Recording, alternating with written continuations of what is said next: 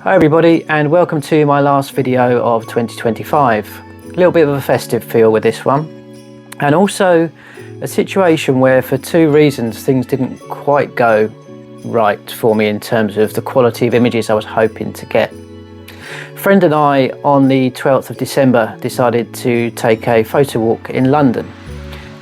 We were going down for a daytime shoot, and there'll be more details of what that entailed in the new year, but I suggested, me with all my challenges, suggested why don't we go to the West End, down to Oxford Street, Bond Street and that area afterwards, and as the light was disappearing we could photograph the lights in that area, the Christmas lights. So we did. Now I decided for the daytime shoot, because of what we were shooting, that I was going to use my 18 to 55mm lens, the kit lens generally comes with the camera, which kit lens suggests, on my 40D. It's not a lens I've used a great deal, and you'll note from other videos this year that I'm generally using other lenses. However, I wanted something compact so that I just had to take my sling bag, but I didn't want to go too heavy. I did take my 50mm with me, but for the daytime images, but also for the evening, I had been once before to do the Bond Street, Piccadilly and Regent Street locations for the Christmas lights with family a few years ago. And if I recall correctly, I did use my 50, but I wanted to have a go at some slightly wider shots, get more people in the shot, wider context.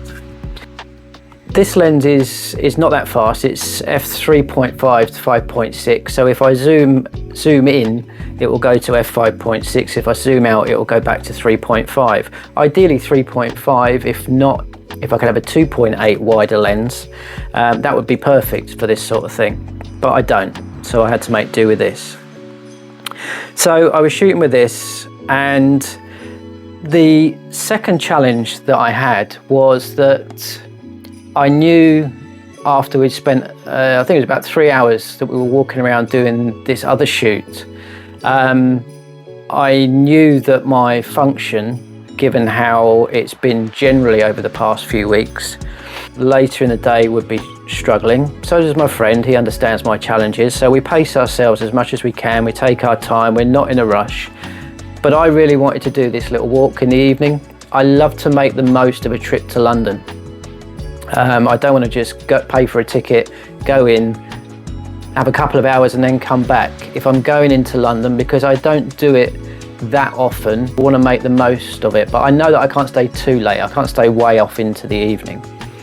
So we took the walk down Bond Street, started in Bond Street, and I then set my ISO to the maximum that this camera has. Now remember, it's an 18-year-old camera body, so it's nowhere near the clarity when you start increasing the ISO, especially the higher numbers that the modern cameras are. As you'll see from the images today, there is a lot of noise in these images, and that could also be a combination with that lens as well, because it is a zoom lens rather than a prime with very little glass in it. So I just forgot that when I was photographing Leighton Buzzard's Christmas weekend a few weeks ago, that I set the ISO to around 800. And for some, well, we know the reason, my brain fog, my function wasn't working well enough to think, do not crank it up to the max. And on this camera it is 3200. It goes to 16, then it's got a high setting which doubles that to 32. So when I loaded the images to the computer today and started to process them in the look and the style that I wanted to share them with you, I noticed there was a lot of noise, especially in the sky areas and where people were wearing black. And you could see the grain across the image. Now, for me, doing this channel, it's not all about, look at the great shots I got. And I think a lot of the photographers that I watch on YouTube as well are the same. We will want to show you when things don't go to plan, when we screw it up.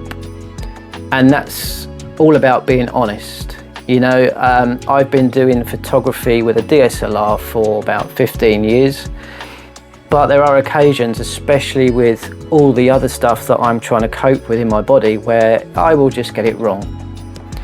However, that's then when you have to take your time and think about processing. And although what I could do to rescue some of the images is very minimal, tweaking with some of the sliders, maybe not having the images as bright as I was initially hoping for, but reducing the exposure a bit and then increasing the highlights to bring out the quality of the lights and the displays that we were seeing on the stores.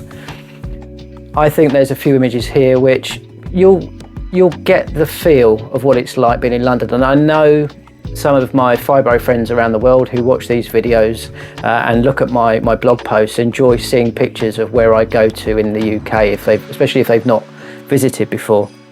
So for that reason, I decided to put this little video together to share it with you and to say it's okay to go out and screw up. I mean, in the past, paying to go to London and coming back and thinking, oh, I really didn't do that well. You know, do I want to show these to people? That would have really annoyed me, but I've got more to get frustrated about in life, to be honest, with this condition and the way it affects me and my life. So it's just one of those things. But I'd like to say thank you very much to everybody who's watched my videos this year, who's taken the time to comment, or those that are reading my blog as well, those that are sharing my videos. And I'd like to wish you all well for the festive season. If you're celebrating, I hope you have a great time. If you've got fibro or any other chronic illness, pace yourself carefully. Don't be frustrated at what you can't do, just enjoy what you can do and make the most of it. Take time to rest after doing things, and enjoy it. And here are my images from the walk down Bond Street, Piccadilly and Regent Street, and a little bit of Oxford Circus, just shooting from the hip as we walk back to the tube station. And I will see you in the new year.